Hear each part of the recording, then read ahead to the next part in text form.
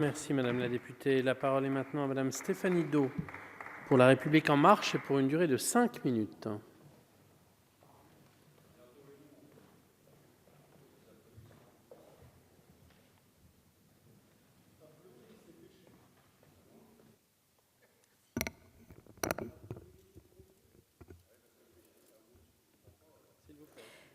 Merci Monsieur le Président, Monsieur le Ministre, Monsieur le Président de Commission, Monsieur le rapporteur, chers collègues.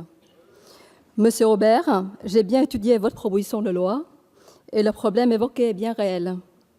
Je partage tout à fait le constat que vous faites sur l'existant des vides juridiques autour de la question des occupations sans droit ni titre.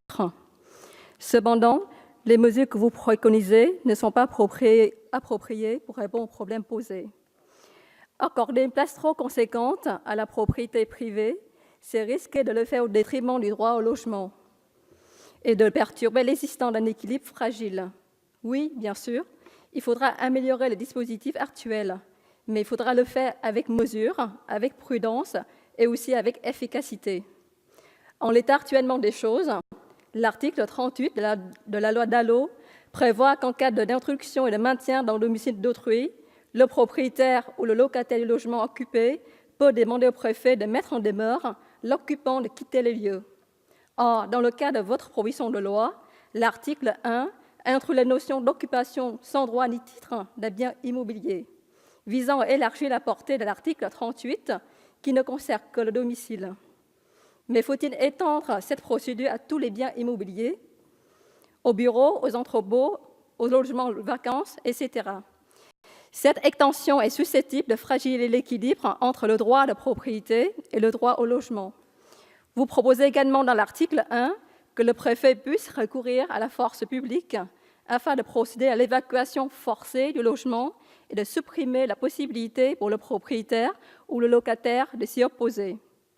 Monsieur Aubert, je ne peux me prononcer en faveur des modifications que vous souhaitez apporter à l'article 1 pour les raisons exposées, d'autant plus que sa rédaction présente une incohérence juridique, la notion de bien immobilier recouvrant un champ plus large que celui du logement, qu'il s'agisse d'une résidence principale ou d'une résidence secondaire.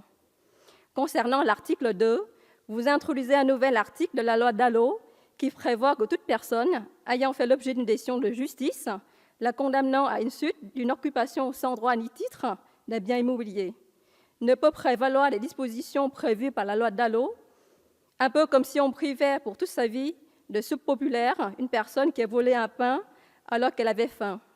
Cette mesure est disproportionnée et peut s'avérer contre-productive dans la mesure où les personnes concernées sont souvent dans une situation de difficulté d'accès au logement.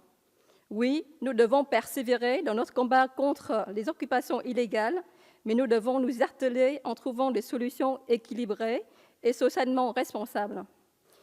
Concernant l'article 6, vous proposez que toute occupation à titre gratuit d'un bien immobilier doit faire l'objet d'une convention signée entre le propriétaire et l'occupant. Votre proposition pourrait contrevenir aux droits des personnes hébergées à titre gratuit. À l'heure actuelle, la loi prévoit que cet hébergement leur donne droit à la protection relative au domicile privé.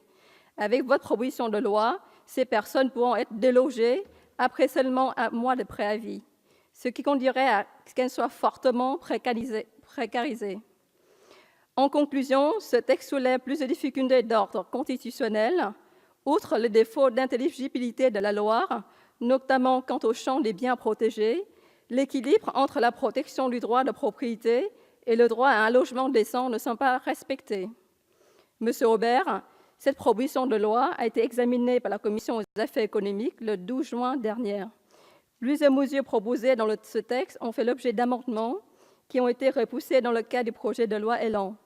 Enfin, il ne me paraît pas opportun de légiférer de nouveau sur le thème du logement à l'issue de l'adoption du projet de loi Élan par l'Assemblée nationale en première lecture. Je vous invite, Monsieur Aubert, à travailler avec le cabinet du ministre pour poursuivre les échanges, car les réponses ne sont pas nécessairement d'ordre législatif.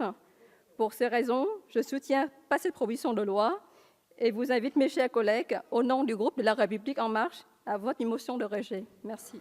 Je vous remercie, Madame.